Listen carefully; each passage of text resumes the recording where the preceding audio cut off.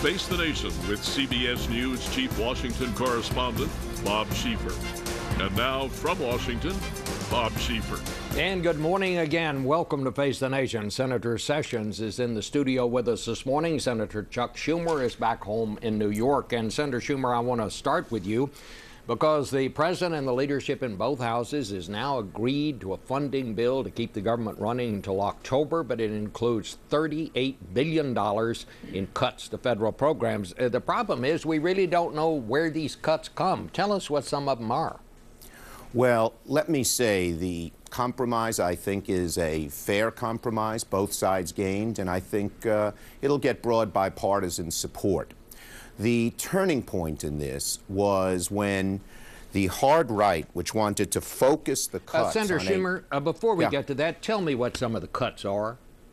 Well, the cuts are across the board. Everybody gives some pain. And we don't have the specific details yet. They're going to be published on Monday, and I'm not going to get into any of the specific details until then.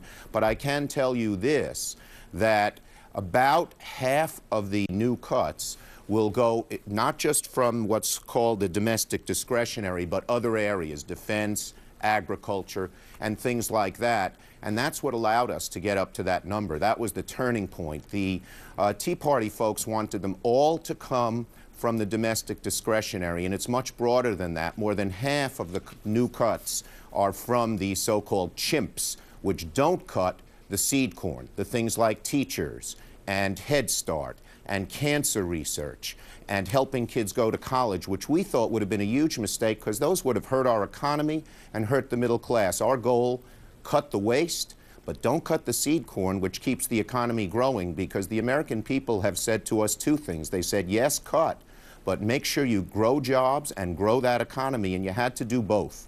Well, I mean, do members of the Senate and the House know what these cuts are? Because you say you can't tell us what they are? Well, no, there are broad outlines. This much is coming from defense. This much is coming from agriculture. This much is coming from, let's say, HHS. But as for the specifics, those are going to be published on Monday, and we've agreed not to say anything before then. Okay. Well, all of this, of course, is just prelude to the big battle coming down the road here, because if Congress does not agree to raise the debt ceiling, and that's going to have to be done in the next month or so, then the government will have to start defaulting on its debts. And if anyone out there thinks that what has just happened here in Washington didn't send shivers down the spines of economists and people who follow this sort of thing, just wait until you see the impact on the economy if the United States has to start defaulting on its Treasury bills. But the president has said he wants a clean bill. He wants an up or down vote on this to raise the debt ceiling. And last night, Speaker Boehner made it pretty plain that is not going to happen. Let's listen to what he said. And the president says, I want you to send me a clean bill. Well, guess what, Mr. President? Not a chance you're going to get a clean bill. And I can just tell you this, there will not be an increase in the debt limit without something really, really big attached to it. Well, Senator Sessions, what does that mean without something really, really big attached to it? We've got to talk about the systemic problem that we have. We limited how much debt by congressional action that the country could assume. We've reached that limit far sooner than we thought because the spending is surging out of control. And so the question now is, should we raise it? And the American people are saying, children, you've misbehaved, you spent too much of our money. And I think through their elected representatives, they will insist that we make some changes in how we operate the budget. You could have a 2-year budget, for example, instead of 1. I think that would help. We can put statutory caps on spending. We can have a balanced budget constitutional amendment that failed by 1 vote about a decade ago. So I think there are a number of serious things of that nature that we must confront, and the president just can't waltz in and say, we're going to have a debt crisis if you don't raise the debt limit, Congress, and we're not going to have any changes, and I'm not going to support any changes. He's going to have to meet Congress halfway, really the American people halfway. Senator Schumer, one of the White House advisors, David Plouffe, said this morning suggested anyway that the White House may agree to some conditions before raising the debt ceiling. What what would be acceptable? Well, I think David Plouffe said that the president would outline a proposal to get our long-term debt down this week, and that's a good thing. Because, you know, Speaker Boehner had to keep these negotiations going till the last minute to show the Tea Party people he was doing everything he could. You cannot do that with the debt ceiling. That is playing with fire. Because if the markets believe we are not going to pay our debts, it could be a formula for recession or worse. So this is playing with fire, and I would urge both sides to take the threat of not renewing the debt ceiling off the table. Having said that, the president is going to come forward early and outline a plan, as David Plouffe said. And it will be, that's a good idea because it doesn't bring things down to the wire on the debt ceiling, but it also will show the great contrast with Paul Ryan's plan. And while I don't know the details, there are, knowing what the president thinks, some specifics that are likely to be there, or some generals, rather, that are likely to be there. It'll be broader. The Ryan budget focuses on the middle class. You need to share sacrifice. And we believe that, for instance, defense cuts should be greater than Ryan proposed. You can't, there's waste there like everywhere else. And even more importantly, there have to be revenues. If you're going to reduce the deficit, how do you allow the oil companies to get huge subsidies, which was based on a time when oil was $17 a barrel, not $100? How do you give tax breaks for multimillionaires and companies that send jobs overseas and yet decimate middle-class programs? So it's got to be fair. It's got to be fair and across the board. But you say it's got to include revenues, so you're talking about raising taxes.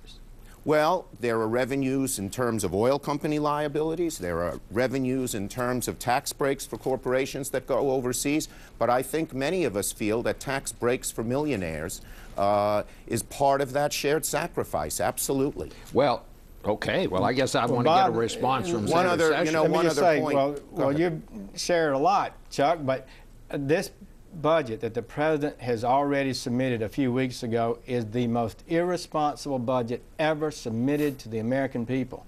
We're in a financial crisis. It did nothing to change the trajectory we are on, but actually increased it. He has education spending increased 10%, energy 9.5%, State Department 10.5%, his rail deal 62% increase in transportation funding. We don't have the money. We're spending money we do not have. We have got to change. And what this Plouffe announcement today is we've got to examine it very carefully. The reason we've changed, the reason this dynamic has changed, the reason the president is dramatically suggesting he's altering the budget that he set a few weeks ago is because of the Tea Party. The people out there who are unhappy with the way this Congress has spent our country into virtual deficit oblivion and put us in a recession, and they're demanding a change. And I understand the big spenders don't like those people. Well, let me just but I like them. I think they are saving the country. Well, let me just ask you this. If we don't have the money, you're talking about we don't have the money, this plan that David Plouffe, that Senator Schumer just referred to, talks about lowering the tax rates for upper-income Americans down to 25% and also lowering the corporate tax rate. Senator Schumer says we maybe have to raise taxes. Republicans seem to be talking about let's cut taxes some more. The Ryan plan is a really comprehensive, historic plan that Erskine Bowles and Alan Simpson, the Debt Commission people, praised as straightforward, honest, and that any other plan submitted, they said, needs to deal in the same way that Ryan did. If they don't cut this spending, say where you're going to get the money, is what they basically said. Let me say this, Bob. So we're now waiting to see with bated breath whether the Senate Democrats will propose anything. The House Republicans have stepped up. Will the Senate Democrats? Let me say this. Senator? First, the only taxes we're saying is don't give the Bush tax breaks to the multimillionaires. No one else's taxes would go up. The pledge that the president made stays. But why shouldn't there be shared sacrifice? You're telling the other side wants to tell middle-class kids it's harder to go to college, wants to lay off teachers, stop research, which creates new jobs. We're saying there should be shared sacrifice. And I'll tell you one other place there'll be a difference, which is in Medicare. We both agree, I think there's agreement from both parties that we have to look at Medicare and Medicaid, these health entitlements. But instead of privatizing it, which is what Paul Ryan has proposed, when you privatize it, you're saying basically you give the insurance companies a lump sum of money and they go do what they want. What history has shown is rates continue to go up and costs continue to go up, but benefits go down. We're looking at keeping the benefits, but making the delivery systems more efficient. That was begun in the health care bill and will continue. And it's a much different proposal. It's not leaving it up to the insurance companies. So what I'm saying, Bob, Jeff, is this. I understand. We will both agree that we have a deficit problem and have to bring it down.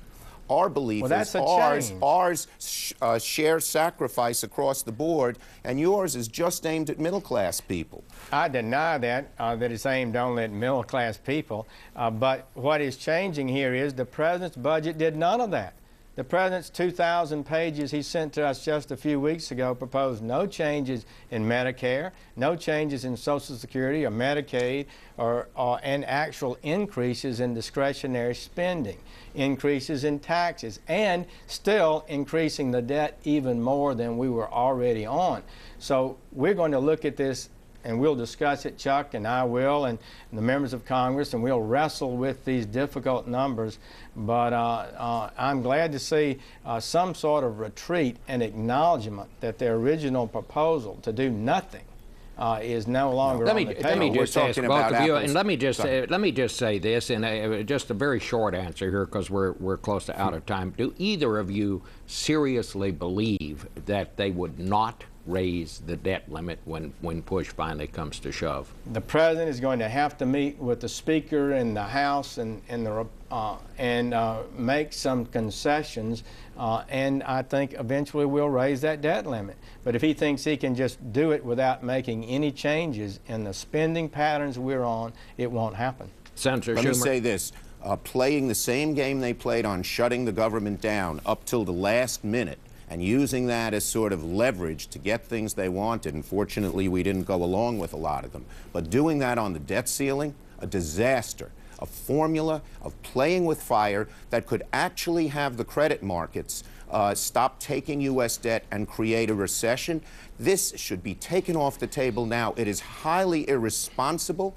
It is it shows a lack of knowledge of how our government works. And major business leaders, Jamie Dimon has said he can't imagine either party would even think of doing that. Bob, the president's going to have to reach out early if he wants to get an early solution. He cannot just do nothing.